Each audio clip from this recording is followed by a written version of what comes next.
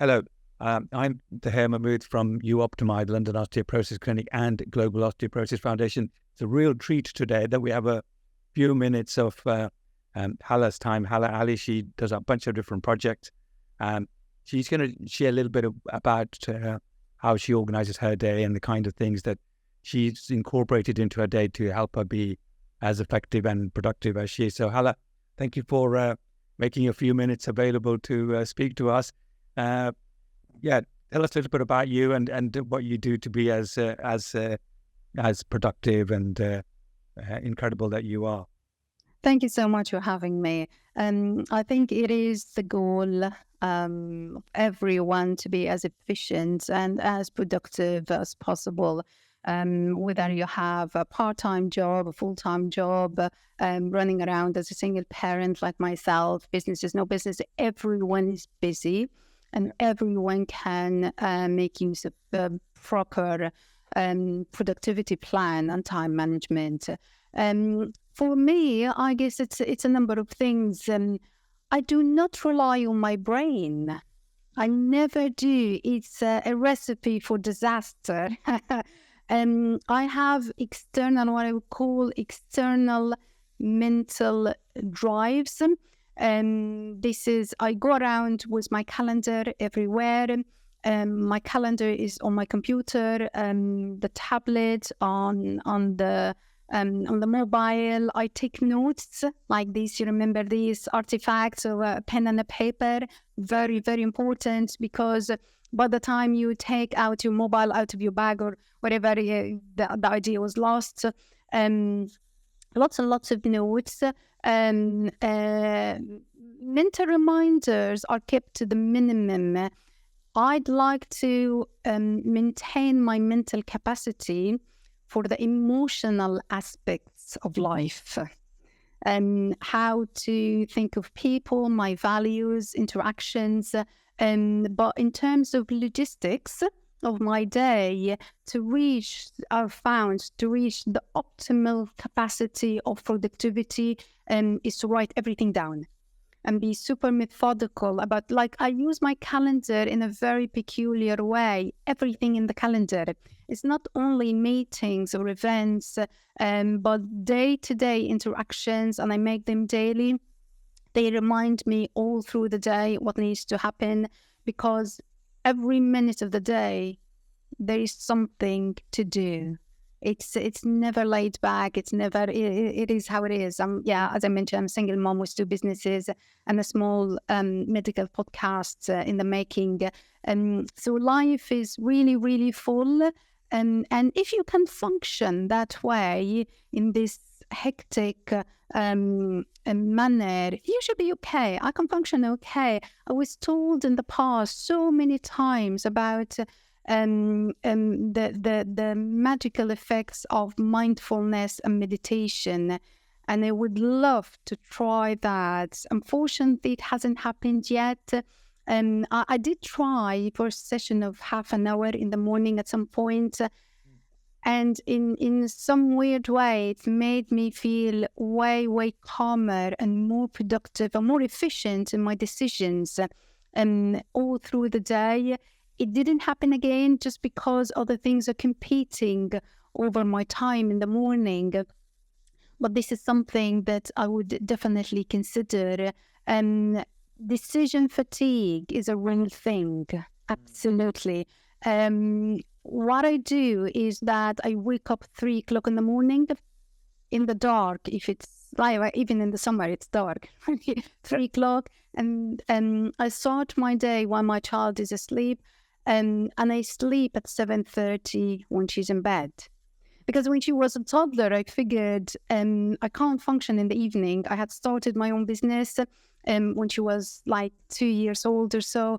And I couldn't squeeze the 2 or 3 hours when she's asleep to do something. So I figured if I wake up in the morning with a fresh mind, clear head, I can make right decisions.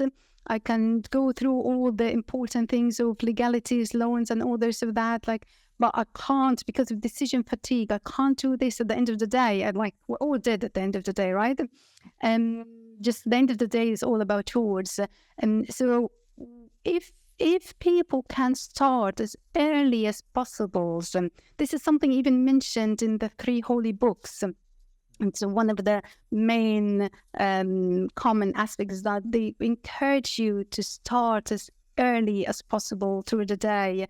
And this corresponds nicely with the biological function of us as human beings. In the era of hunters and gatherers, we used to wake up, not wake up, sometimes we can't sleep because we're watching for lions and predators, but we function with daylight. Especially in the summer, if there's daylight and you're still asleep, you're missing out on a big chunk of your productivity and mental capacity to be able to function. But after the sun is out, you have to retire. Yeah, that's really incredible. And I think if you can get that sort of system going and to go to bed early and to get proper sleep and it's restful, and as you know, your circadian rhythms and your whole system needs structure and needs a pattern and needs sort of regularity. And if you're staying up this late, that late, and so on, and there are different sort of chronotypes in terms of sleep. Some people sleep, this time of the day at that time of the day, and maybe there's your hunter-gatherer advantage there because you have to have some people asleep, some people awake, trying to keep everyone safe. So how long have you been practicing this sort of sleep pattern in a very methodical and a structured way? And how to do it? Set the alarm. Set the alarm to wake up early. I mean, I have to confess that a tea in the morning might be impractical for lots of people because I don't have a social life myself. After 7:30, I go nowhere, right? Because I have a small child at home. But people others are definitely different. But try to do it as much as you can. I would, in my view, any system is a good system. Any routine, because we're individual people, we're very different in our habits, but a routine is always a good thing for productivity. You want to wake up 5 o'clock, 6 o'clock, 7 o'clock, keep at it because we all have job. At the end of the day, you have to wake up in the morning, right? And keep the window of being awake consistent so you sleep well. This is a really good thing for sleep patterns, to wake up at roughly a specific time, go to bed at a specific time. It helps. With your diet, I mean, I'm a very big fanatic of diet and on cognitive abilities, and I might be extreme too because I'm on a keto diet. For years now, I eat 1 meal a day. Not recommended, not for the faint-hearted, but I found it's efficient and I get what I need. Sometimes I'm worried about protein consumption. It's true. No diet is perfect. But I found that it works okay with my mental health. I don't have to worry about preparing food to do. Of course, I prepare for my child, but for myself, I like the idea that I'm light and my brain is clear and I don't get these insulin spikes up and down. Again, it might not be everyone's cup of tea, but I have to say, from experience, we might not need 3 meals a day. We don't get hungry with overconsumption and having food available all the time. Really, the less we eat in a healthy manner, the better, because we all consume rubbish food, right? But if you concentrate your diet on vegetables, fresh organic fruits, lean protein, you've nailed it, really. And so this might be a trick that might help to clear my day as well. Yeah, because it's very structured, and because you got that diary function and so on. So was there a sort of a particular sort of step change that happened that led to your sort of current level of efficiency? Was there any sort of anything, any triggers which help you introduce? Because I think because I think it goes back to my childhood. And I was raised by very methodical, systematic parents with very set structure during the day. Routine wasn't a luxury; it was part of life. And everything was set to happen at a certain time, certain time. I remember when I was young, and if my mom comes back home and I'm not at home, she would know automatically that there is a funeral going on. Like it never happens because I have such set structure and I only go out of the house on certain times to go to the gym and come back. There are no irregularities. But I might be too much in that regard that everything is set. I don't like surprises. So everything is in the calendar. It corresponds with my character. It's not easy to juggle the family and the. But I mean, I heard someone talking about productivity lately, and he was asked about the triggers and how to organize these things. Everyone is juggling lots of things, and touch on the pain points, not necessarily the pleasurable points, not the fun points, because fun comes naturally to us. We respond in a positive way, but think ahead of the pain points. And you don't want to stay late till it's midnight and go to work. Drive to work might put your life at risk. And you risk your concentration and your focus. You're not functioning properly. You're grumpy and tired the whole day. This is a pain point because you present yourself to others as well with you on the office. So there is a social aspect of it. So having a well-knit structure during the day, it helps. It's perfectly fine if you're going on holiday, the weekend, to go slightly off balance. But always the recommendation is consistency. Consistency is key. It doesn't matter what you do in your day as long as you're conscious of it. Like we were talking about social media.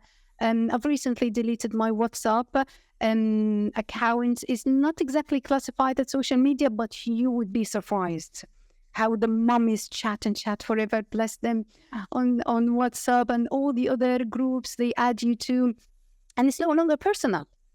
No one is sending you a message to get information or check on you. It's just a complete waste of time, I have to say. And it interrupts with your day.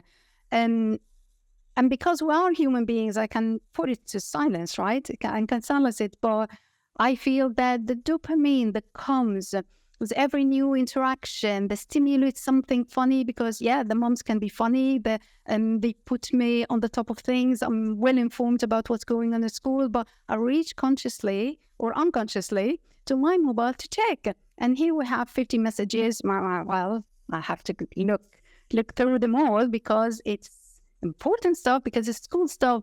But ever since I deleted my WhatsApp, I'm not missing out on anything. Anything personal would come to my SMS. My interactions on social media, I have lovely people to manage business social media. I'm very grateful to them that I can clear my brain to the important things. I have set 2 or 3 tracks maximum in my work. This is what I'm useful for. 1, 2, 3. This is what I'm going to do. Nothing more. And it's very important to start the day with the most important stuff.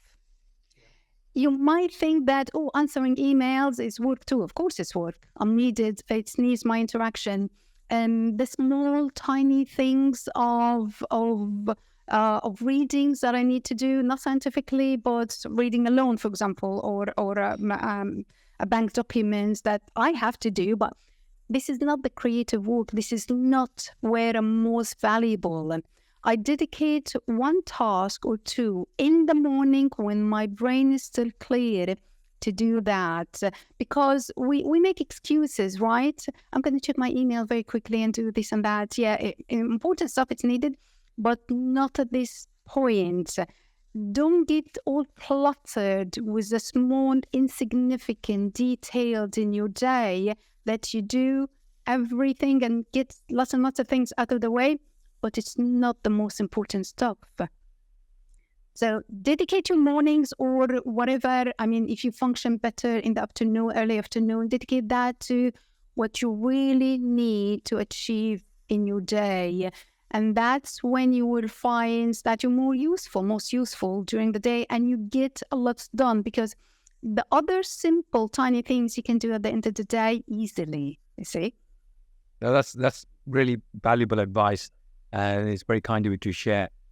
Structure your day, diarize stuff or keep lists, keep your brain for the emotional and other more meaningful stuff.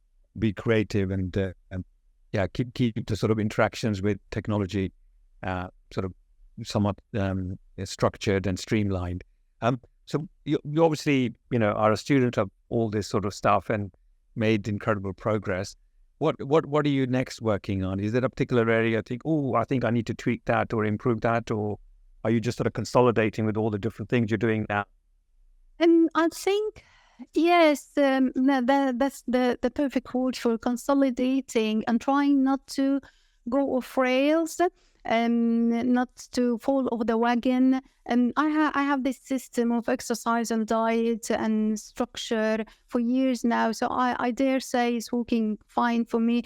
But when we have new projects, new endeavors, something new to the mix, sometimes it shuffles things around and you feel off balance. There's something I need to work on to keep the pillars of life and business steadfast and strong. So even if I have wind coming on or issues, I mean, the day is full of troubleshooting, I'm still calm and stable. And I have a new podcast on YouTube we're working on. It's going to be a scientific medical podcast. And I'm trying to educate myself on the different subjects, on how to be calmer and more patient and have the capacity to learn. Because sometimes when we're old enough, I'm 46, and we have done this and that, and we feel a little bit accomplished, we lose lots of that beautiful sense of humility, that we're still able to learn and acquire knowledge. And so this is a position I'd like to foster in my daily life these days, because I mean, when we introduce amazing doctors like yourself in the podcast, I have to stay in my lane and learn and benefit from all the knowledge and expertise I'm receiving, because it's such a privilege. Not everyone will have this privilege of having these valuable conversations with doctors and learning from them. So this sense of humility, it has to be there, and I'm working on it. No, it is incredible, and then you do have this ability to communicate, and I think this is why you're going to be incredibly successful in your different ventures, but particularly this podcast and the time and attention and the prep you go through for those events are exemplary. So I mean, it's a real privilege to get a few minutes of your time. So in terms of sort of being very focused, being very sort of structured, obviously have some flexibility to it. Get your own sort of sort of definition around it and so on. But from a biological point of view, people would benefit from having more of a regular time when they go to sleep, when they wake up, because your body prepares. You get this cortisol peak an hour before you wake up. You get a whole bunch of other sort of stuff happening in terms of your biology. So I think that's very sound advice, and if people can study and explore, they can, come to an equilibrium for themselves. Hala, you've been very generous with your time. We're going to learn more about all the different projects that you're doing and the incredible advice you're offering your different customers on nutrition and otherwise being educated. We'll pick up some of those things at another time. But thank you. Much appreciated. Thank you so much for having me. Much appreciated. Thank you. Bye.